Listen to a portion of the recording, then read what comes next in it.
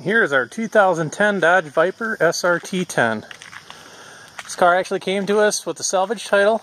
I believe it came to us from Georgia. I have to read the ad to make sure exactly what state it came from, if that makes a difference for you. Now, this car, we did not have anything painted. We had nothing replaced on it whatsoever. As you see, this car is exactly how we got it. The only difference with it was the front bumper cover was off of the car. Don't know why. There was absolutely no damage whatsoever to the front impact bar, which you can see right here. Here's the frame horns here and here. You can see they're still perfectly straight. There's no issues in there whatsoever.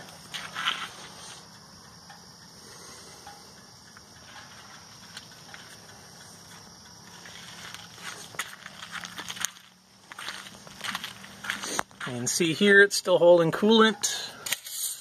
The oil is in there. It's just fine. Let me go ahead and put the dipstick back in. All the fluids are there. With all the gaps, you know, here I'll go ahead and I'll shut the hood. You can see the hood shuts fine. The gaps look decent. The only thing that I can really find wrong with the car is, like I say, someone took the front bumper cover off. Thus, the Viper emblem right here is missing. So you can kind of somewhat, if you look really close, you can kind of see the outline of the Viper emblem that used to be there. Somebody must have stolen it at some point. I don't know what. As far as the only damage on the car that I can find, down here in the corner, you can see it's just a little crack. This can obviously be fixed or left. I don't know if that's part of the claim or not. You know, these Vipers are low. It's easy to bump into a curb. Thought there was something here on this side too. Yep. So, and you can see I'll put my finger next to it just so you can see the size. It's not very big. Looking up underneath the front of the car. Just a little scuff there in the front lip. We can hear it, the coolers, the hood latch. Everything is all there. Apologize if I'm a little quick here with the video. It's mosquito season here in Minnesota and they're kind of thick today.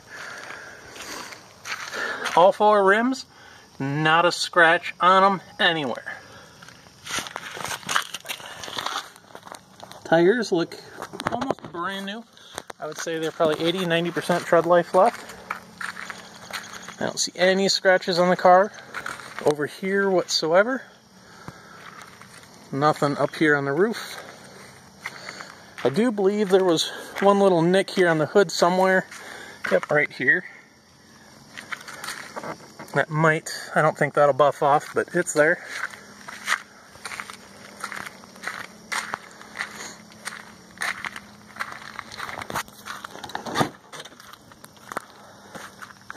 Now, I'm usually not a fan of the tan interior. However, this is probably some of the softest leather interior that I've ever felt in a car. And we've had them all. I don't know why. You know, we have had a lot of Vipers, but this tan leather is by far better than the black leather. As far as texture-wise, what it feels like, what its comfort. You know, it's not stretched and dried out. I don't know if it's very well taken care of. Well, the brown leathers are just a little bit different. Looks like we do have an owner's manual in here.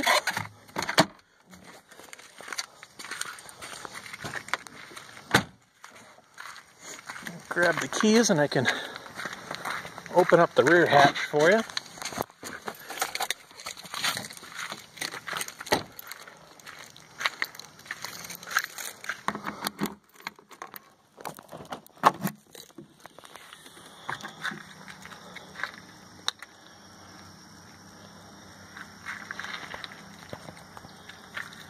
Very clean in here.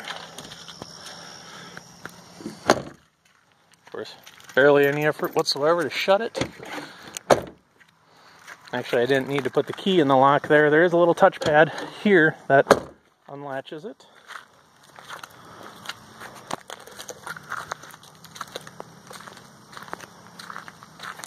The rear tires, you can see there's quite a bit of tread life left there.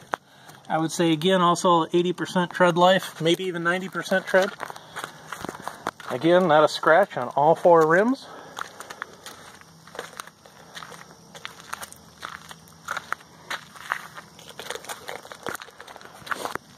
You can see the underview pictures for the underside of the car, but just so you can verify that this is the same car. No damage up underneath.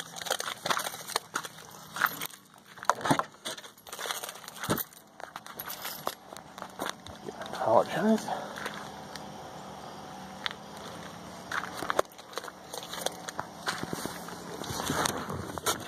Hurry up and get in before the bugs get in. Go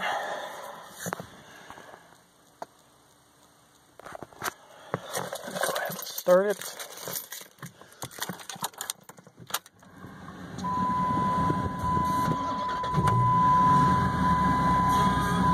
I'm going to keep my hand up here just so you can see I'm not clearing any lights. My other one's obviously on my camera. The only light that's on right now is the one down here telling me to put my seatbelt on, and the other one for the brake light. So we'll go ahead and put my seatbelt on. And then if I release the parking brake, you can see that light goes out as well. There's no check engine lights whatsoever.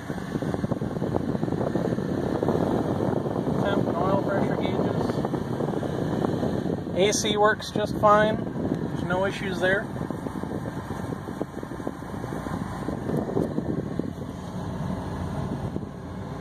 Nice, very clean 2010 car.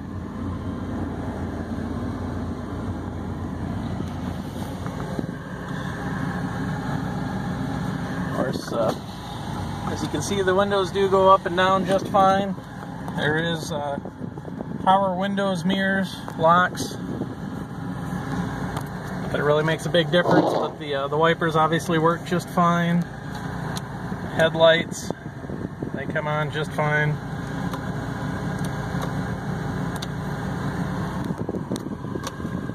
I'll go for a little test drive.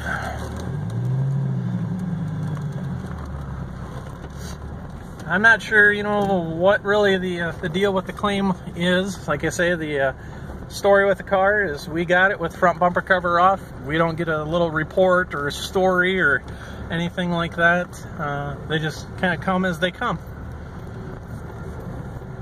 Front bumper cover was off. We put the front bumper cover on. We noticed absolutely no damage whatsoever behind the front bumper cover. Nothing was bent, cracked, mutilated, tore, ripped. Absolutely nothing behind the front bumper cover.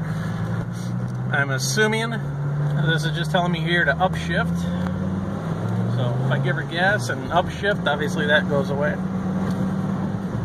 But going back to the front bumper cover, I'm assuming that, I don't know, I guess one scenario, if you want me to guess, front bumper cover was taken off the car at a body shop and they were going to fix the little cracks there. Maybe somebody was test driving it and they did it. You know, I honestly don't have a clue. But I'm guessing the front bumper cover was removed at a body shop for some odd reason. And they intended on repairing it, replacing it. Now we do have a front bumper cover on hand. We do have quite a few Viper parts actually, and a brand new OE bumper cover is what we do have. They're $1,000 brand new, and that's just what we get for them. So if you want the car to come with the bumper cover, it'd be $1,000 extra.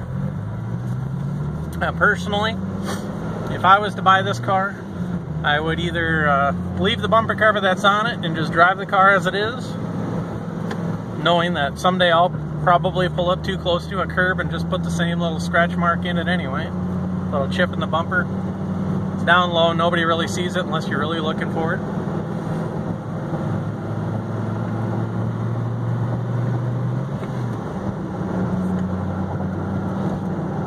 Either that, or if I was really pressed to have a really nice, beautiful car, the bumper cover can just be repaired and then repainted.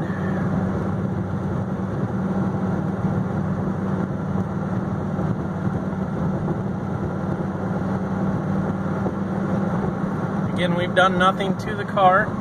See, it's going down the road relatively straight.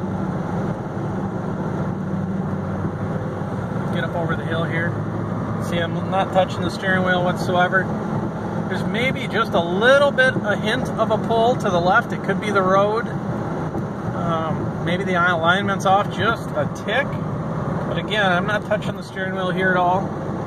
You know, you probably go about a half a mile or so before you turn into the left a little bit.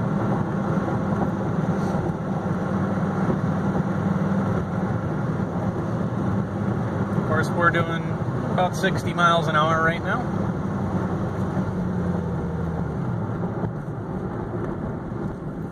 Turn around and take you through some curves.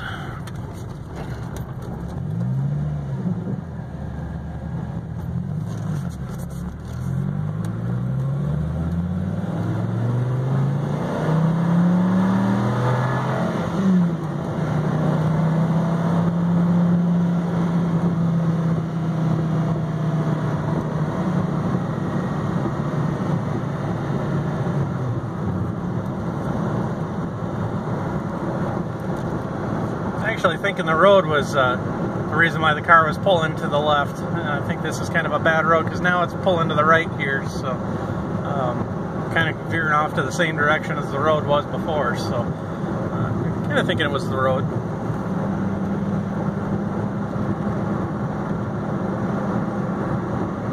You see a little bit, not touching the steering wheel at all.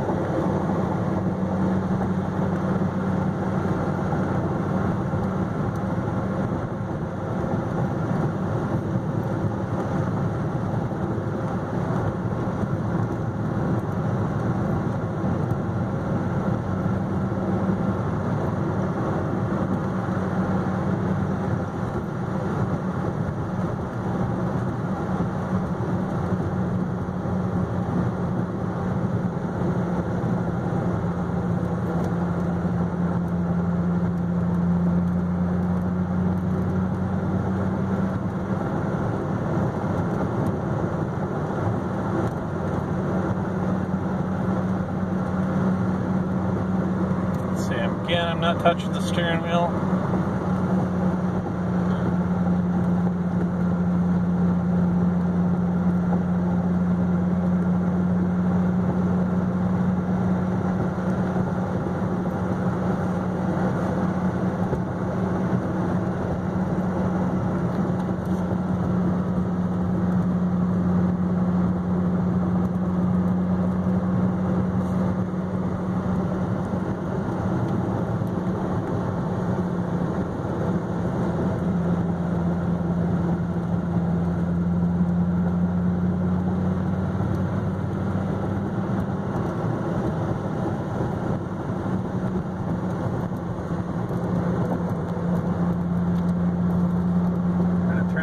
On for you a little bit.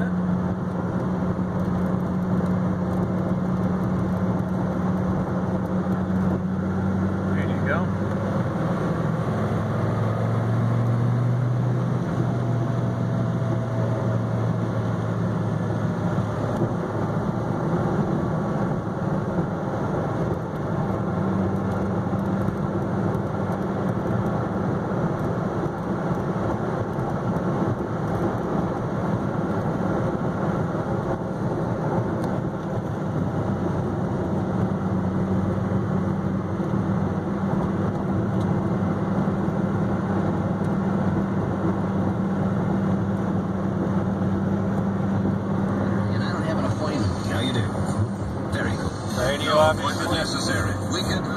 Radio obviously works just fine. Again, here now that we're running down the road, let's see our gauges.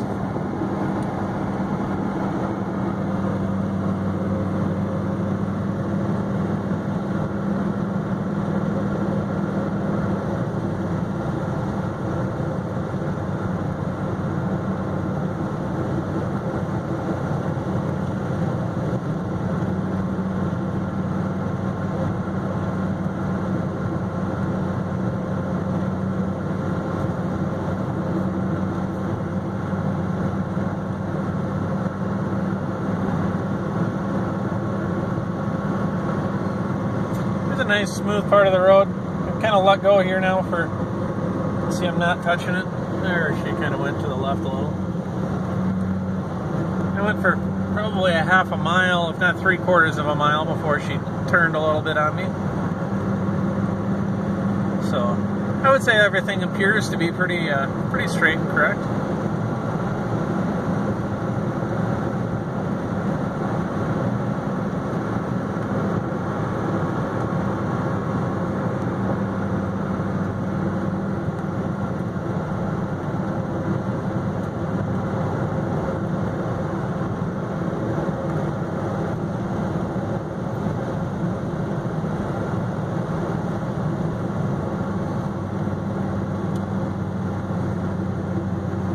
That's going to be all for our video for the day. So, one more thing. I do actually have, I don't know if you can really tell here, but I have 2 sets of keys and 2 key fobs as well. So, it's usually pretty rare that we get both sets for a car. So we do have 2 sets of keys. If you have any other questions, as always, feel free to send us an email. Thank you very much. Have a good day.